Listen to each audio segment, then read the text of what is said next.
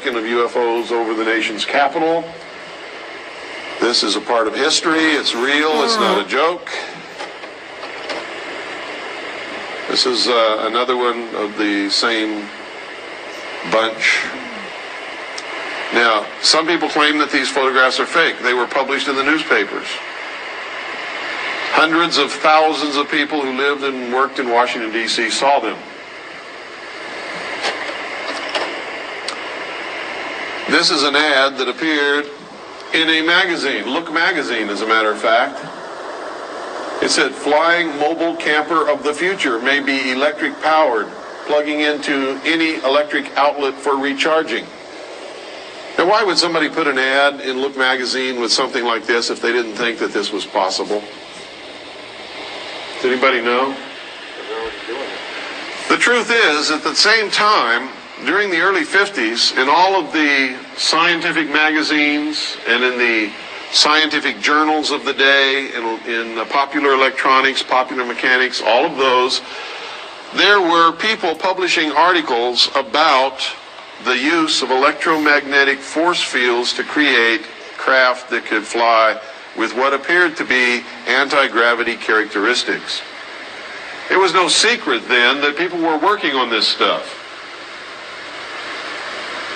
It was also no secret then that there was a lot of talk and a lot of articles written about technology that the Germans had perfected in their secret weapons program just prior to and during World War II to come up with new types of flying machines and weapons that could be used for Hitler's socialist conquering of the world.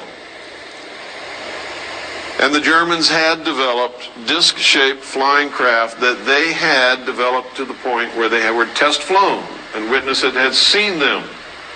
And when we went, getting tongue-tied here, when we went into Germany and started to capture German facilities and manufacturing plants, we found the plans and disc-shaped craft in various stages of production and brought them back to the United States.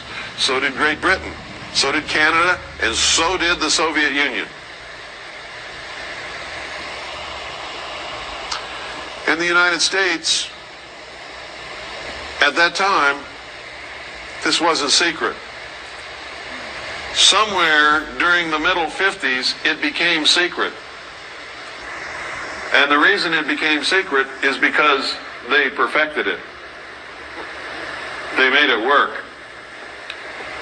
When that happened, you no longer saw any articles appearing in any magazines, scientific journals, or anything else concerning this type of technology.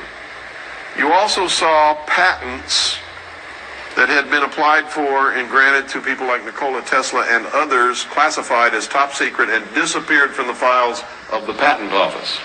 This is fact.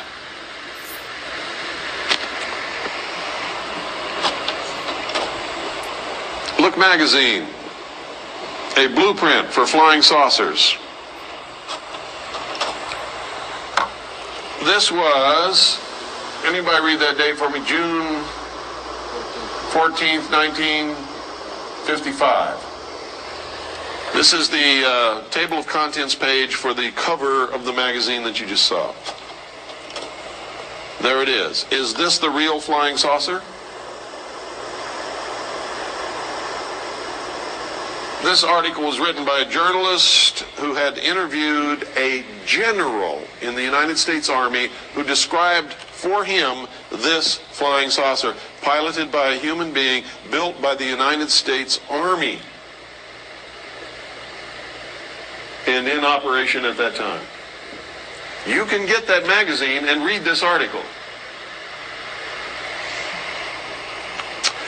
Now, if you'll notice down on the left-hand side there, that picture of the airport of the future, where is it? No, that's not Area 51. It's underground, though, isn't it? It's underground in a mesa.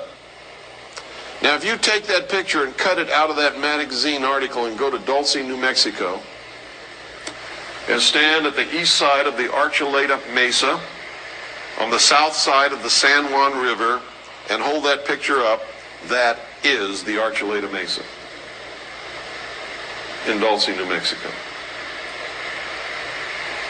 Part of it's on the Hickory Apache Indian Reservation. The other part is on the Southern Ute Reservation in southern Colorado. Start talking to these Indians about UFOs and they shut up, look at you like you're crazy, and get away from you real quick. Stick around at night. Sometimes you don't see anything. Sometimes you see the most fantastic contraptions flying out of that mesa that you ever saw in your life. Belongs to the United States government. This is a very early 50s safety poster that was taken off a bulletin board in a United States Air Force installation.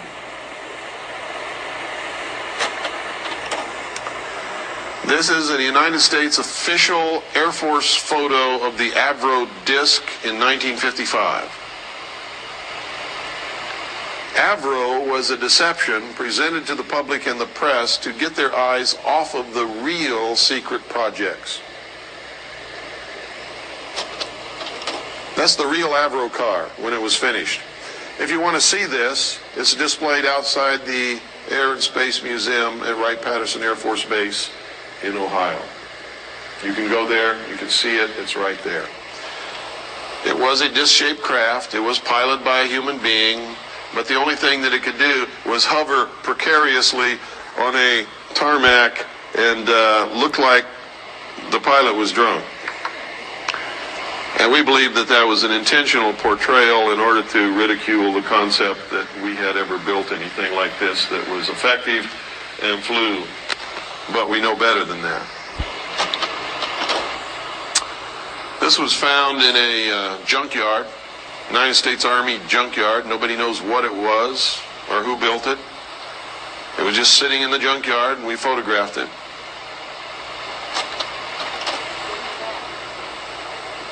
Pardon? What was what?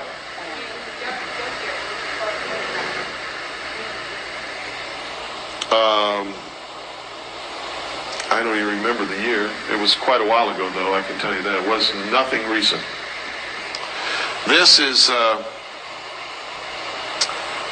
photograph that someone made of something that was being tested in a wind tunnel. And it was being tested by NASA. NASA says it was a nose cone, but there's no aircraft that this nose cone fits on. We don't know what it is. But it appears that they were testing the aerodynamics of a disc-shaped object. If they were testing a nose cone, the nose would be pointed into the tunnel. It wouldn't be sideways to the tunnel.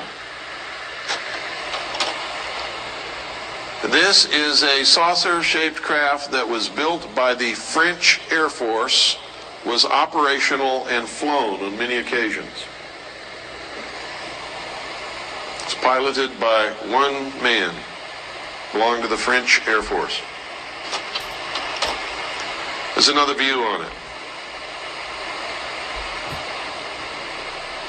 So when people tell you that these come from outer space, I'm telling you that the chances of them coming from outer space are pretty slim.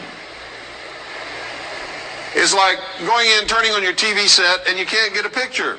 So instead of looking in back to see if it's plugged in, you fly off to New York to find out what's wrong. There's something flying around in our skies. Why should we automatically assume that it came from somewhere light years away? It's not even logical. Especially in light of the fact that we can find no proof anywhere upon the face of this earth that extraterrestrials exist in space, much less have ever visited here. There's all kinds of circumstantial evidence if you accept that what you're seeing is extraterrestrial rather than saying, hey, it's flying in our atmosphere. The logical conclusion is it was built here and it belongs to us.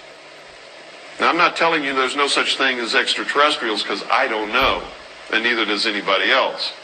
I am telling you this, there is no evidence whatsoever that extraterrestrials exist anywhere, much less have ever visited this earth. And there have been millions of dollars offered as a reward for anybody that can furnish any such evidence or prove that any such evidence exists, and no one has ever stepped forward to claim those millions of dollars of reward. Simply because there isn't any evidence at all. Period.